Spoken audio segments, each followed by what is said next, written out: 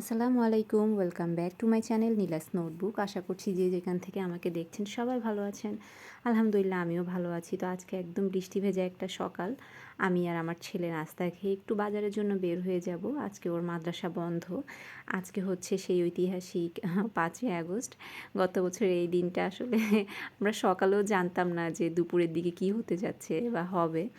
তো যাই হোক, তো সেজন্য হচ্ছে আজকে এখানে দেখলাম সব স্কুল, মাদ্রাসা, কলেজ বন্ধ।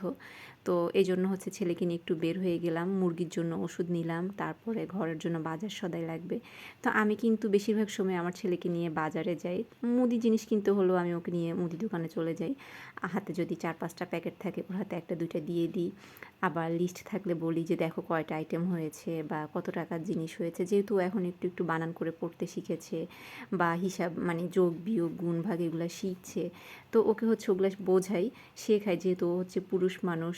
একটা সময় তো ওকে হচ্ছে আমাদের দায়িত্ব নিতে হবে। তো সেই জন্য আর কি খুব ছোটো থেকেই আমি এগুলো শেখানোর চেষ্টা করছি ওকে। আপনারাও চেষ্টা করবেন। আর আমি চাই না আসলে আমার বাচ্চাটা কোনো দিক থেকেই পিছিয়ে থাকুক। এই আর কি। তো যেহেতু আমাদের এখন হেল্পিং হ্যান্ড নেই, আবার ঘরেও হচ্ছে রাজমিস্ত্রিটা কাজ করছে, তো এইজন্য হচ্ছে বাজার থেকে মাছ কেটে নিলাম। তো যাই হোক, আজকের ভিডিওটা এই পর্যন্তই। ভালো লাগলো অবশ্যই একটা লাইক দিবেন, চ্যানেলটা সাবস্ক্রাইব